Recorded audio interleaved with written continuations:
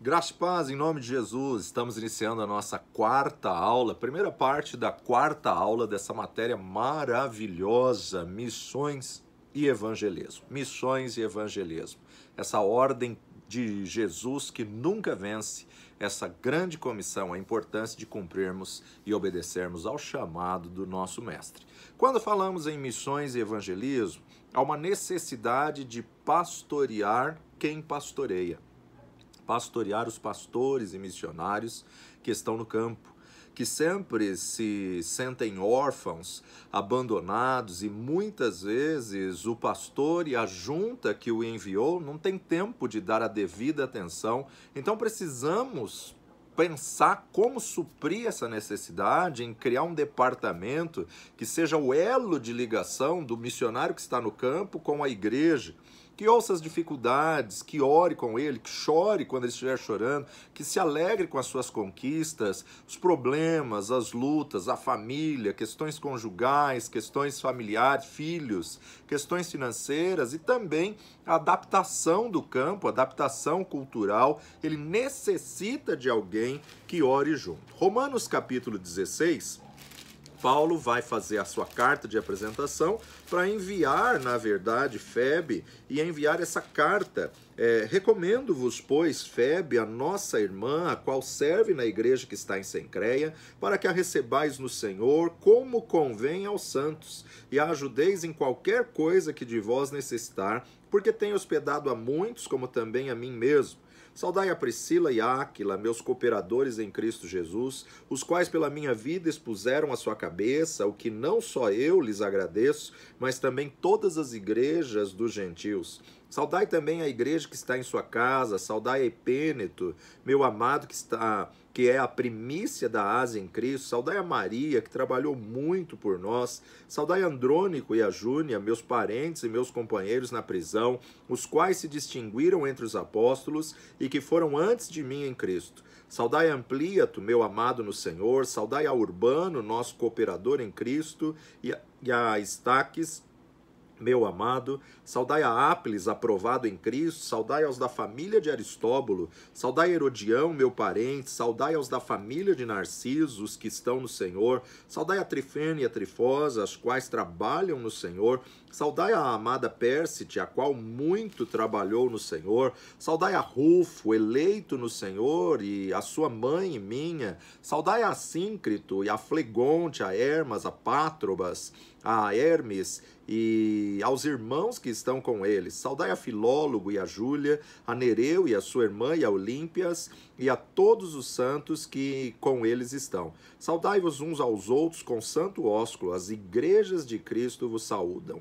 E rogo-vos, irmãos, que noteis os que promovem dissensões e escândalos contra a doutrina que aprendestes, desviai-vos deles. Paulo coloca nesse final da sua carta relacionamentos. Paulo coloca nesse final da sua carta a importância de nós criarmos vínculos, a necessidade de nós criarmos vínculos e demonstrarmos esses vínculos e apresentarmos esses relacionamentos. Porque no final das nossas vidas, o que conta são as amizades, as pessoas. Ele não fala de igreja que ele abriu, ele não fala de prédio, ele não fala de templo, ele não fala de coisas materiais, mas ele fala de relacionamentos.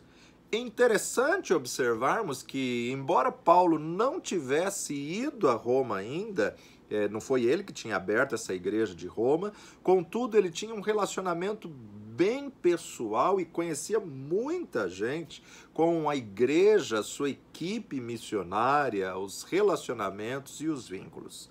E a igreja de Antioquia, na verdade, foi a igreja que foi responsável pelas viagens missionárias de Paulo, e ela nos serve de modelo até o dia de hoje como uma igreja missionária. E interessante que não só a igreja de Antioquia, mas as cartas que Paulo escrevia, como essa de Roma. Mas voltando aí à questão da igreja de Antioquia, ela é uma referência como igreja missionária, como enviar missionários, e também vemos a responsabilidade deles não só em enviar, mas também na manutenção da obra, o cuidado missionário. Vamos voltar para Atos capítulo 14, verso 22. Atos 14, 22 diz assim: confirmando o ânimo dos discípulos e exortando-os a permanecer na fé, pois que por muitas tribulações nos importa entrar no reino de Deus. Ele faz uma viagem missionária, depois ele volta confirmando o ânimo dos discípulos. 1 Coríntios capítulo 16, versículos 5 e 6, Paulo nos diz: irei, porém, ter convosco depois de ter passado pela Macedônia, porque tenho de passar pela Macedônia. E bem pode ser que fique convosco e passe também o inverno, para que me acompanheis aonde quer que eu for. Então a gente observa aí a vida, o ministério de Paulo com vínculos, com relacionamento. Nessa altura, Paulo não sabia aonde Deus queria enviá-lo. Ele só sabia que ficaria algum tempo em Éfeso e depois visitaria algumas igrejas que ele próprio fundara na Macedônia para, afinal, passar um tempo em Corinto. E depois, não sei. E depois ele próprio deixa em aberto. Mas a certeza de que Deus já tinha o seu plano feito o faz pensar nos preparativos, que incluem a ajuda da igreja de Corinto no seu envio. Olha só, Atos dos Apóstolos, capítulo 16, versos 6 a 8, nos diz assim: e passando pela Frígia e pela província da Galácia, foram impedidos pelo Espírito Santo de anunciar a palavra na Ásia. E quando chegaram a Mísia, intentavam ir para a Bitínia, mas o Espírito de Jesus não lhe permitiu. Então Paulo não sabia qual era a vontade de Deus para a sua vida. Paulo sabia que deveria pregar o evangelho e ele queria fazê-lo com todo empenho, toda dedicação e excelência. Só que ele não tinha ainda a orientação de Deus quanto ao próximo lugar, quanto ao próximo passo que ele tinha que dar. Como resultado dessa passagem de Paulo pela Macedônia, ele parou então de dar voltas pela Ásia Menor e ele avançou para a Europa. E a bênção da salvação chegou até nós. As cartas aos Filipenses e aos Tessalonicenses foram escritas às igrejas que Paulo fundou em cidades macedônias que ficavam na Via Inácia, a rota comercial que ligava a Ásia à Europa, indo então até Roma.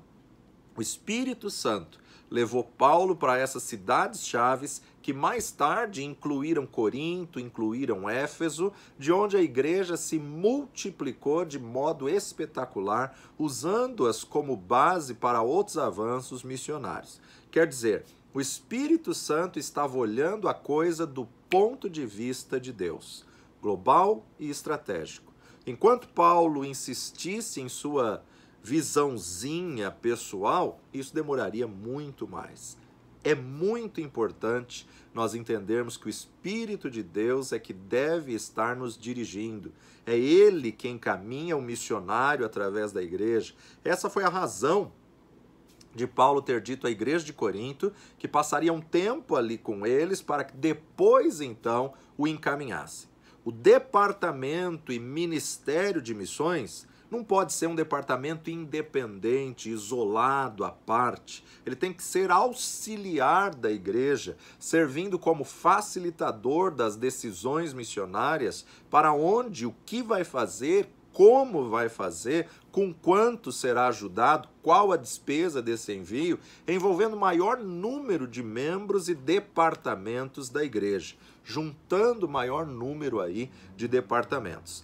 Se tem essa personalização com o missionário, se tem esse afeto, esse relacionamento, então pode-se orar mais diretivamente pelos problemas, pelas dificuldades que ele esteja enfrentando, quando se cria vínculos. A igreja precisa conhecer o que está sendo feito no campo, a igreja precisa conhecer o missionário que ela sustenta, a igreja precisa desenvolver um relacionamento pessoal e, à medida do possível, a igreja precisa enviar pelo menos uma ou duas pessoas para passar um tempo de férias com um missionário lá no campo, para ver a dinâmica da vida, do trabalho, do campo missionário no dia a dia, na prática, né?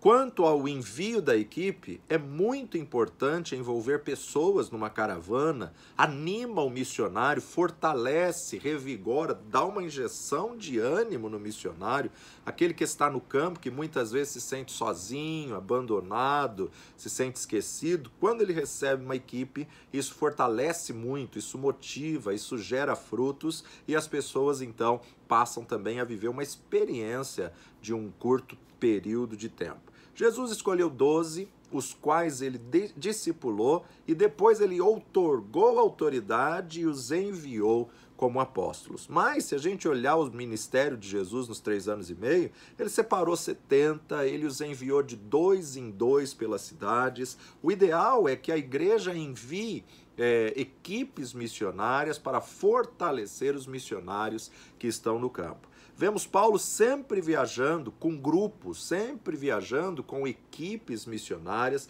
com companheiros. Ele raramente viajava sozinho, nem quando ele estava na cadeia ficava preso sozinho, né? Tinha um grupo que ficava com ele, sempre tinha um ou vários companheiros com ele, e ele estava sempre de olhos abertos para convidar bons obreiros. Ele fazia um processo seletivo e com critério de separar os melhores, convidar bons obreiros para a sua equipe. Porque, como já falamos nas outras aulas, o envio missionário não pode ser problemático, pessoas que estão dando problema para se livrar de problemas. Não, tem que separar o melhor. É necessário o sustento em oração, a responsabilidade da igreja é segurar as cordas enquanto o missionário desce ao fundo do poço para resgatar vidas ali no fundo do poço. Segundo Tessalonicenses capítulo 3, versículo 1, Paulo diz: "No demais, irmãos, rogai por nós para que a palavra do Senhor tenha livre curso e seja glorificada, como também o é entre vós. Rogai por nós para que a palavra do Senhor, tenha livre curso e seja glorificada."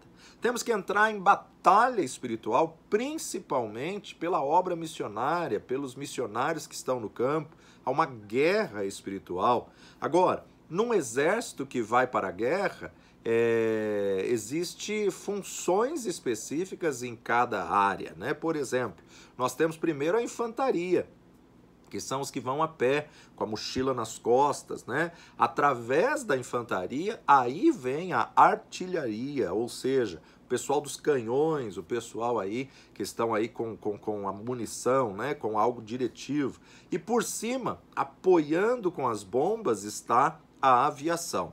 Então, estes enfraquecem o inimigo para que a infantaria possa ir conquistando, avançando e tomando posse do território. Na guerra espiritual, nós vemos o missionário como soldado da infantaria que está indo primeiro, que está muitas vezes rastejando pela terra. E nós, como igreja, nós temos que mandar daqui as nossas bombas espirituais através dos nossos canhões de oração. Temos que pegar a aviação, o avião do poder de Deus, subir e começar a bombardear o terreno do inimigo com as nossas orações, com as nossas intercessões. Assim, o inimigo vai ser enfraquecido e o soldado da infantaria pode avançar, pode obter vitória e pode dominar o território. Além do apoio logístico de oração, cabe à igreja também o suporte financeiro, sustento financeiro.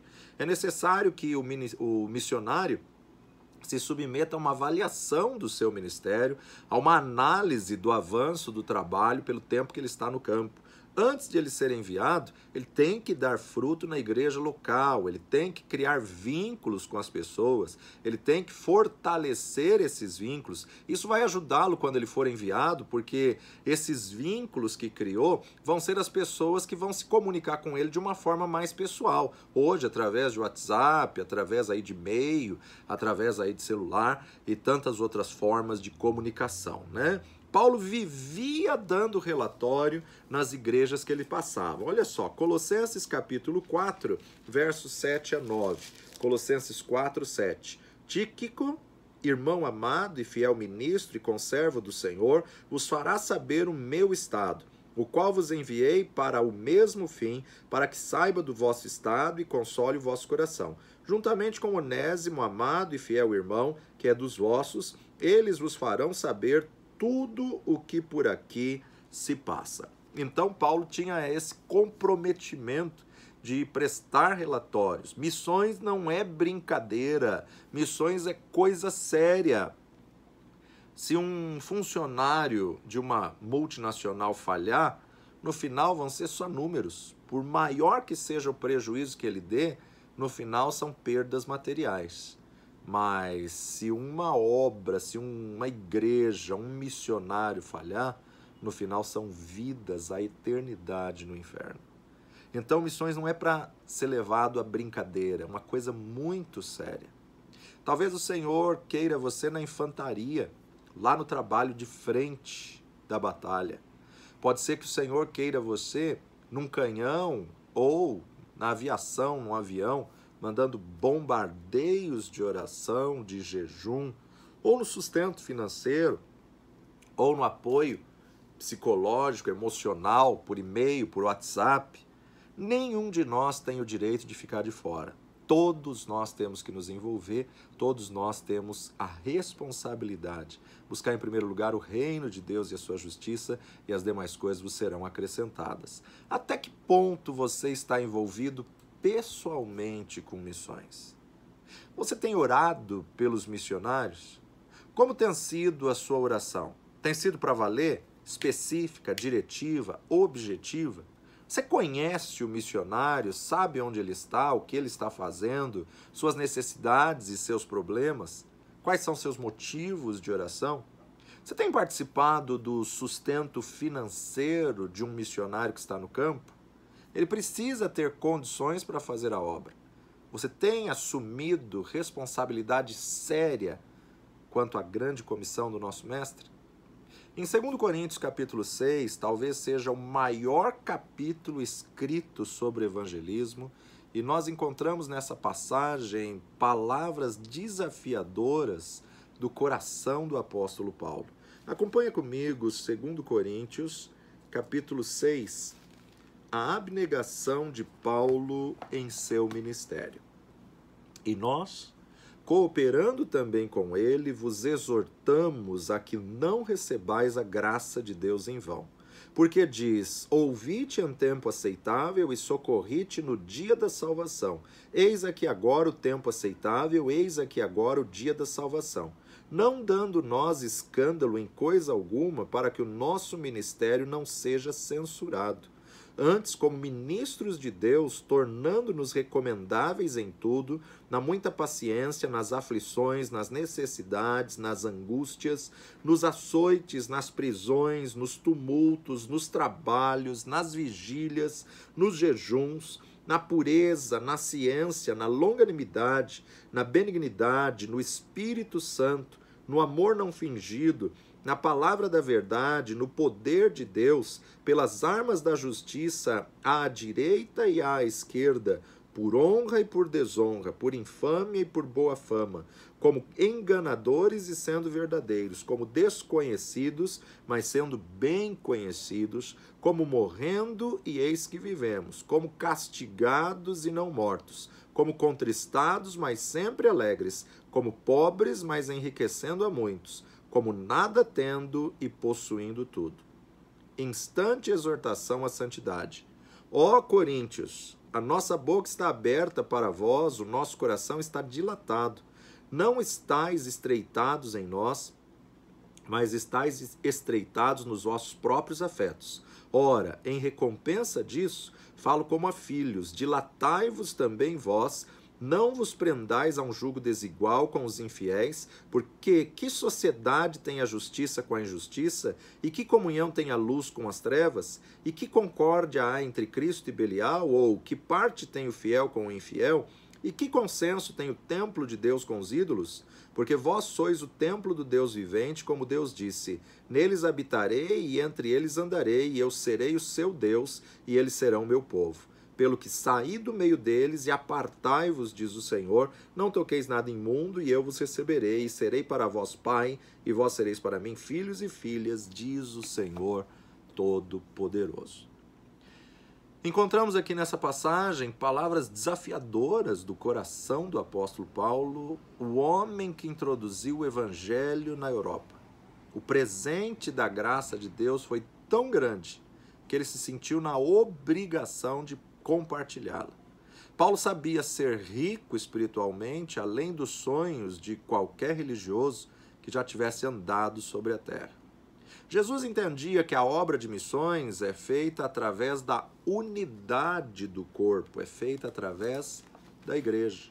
Por isso que João 4,38, Jesus disse: eu vos enviarei a ceifar onde vós não trabalhastes, outros trabalharão e vós entrastes no vosso trabalho. O evangelho tem um poder admirável e peculiar, é só ele encontrar uma brecha, por menor que seja, que ele consegue alcançar o coração de uma pessoa.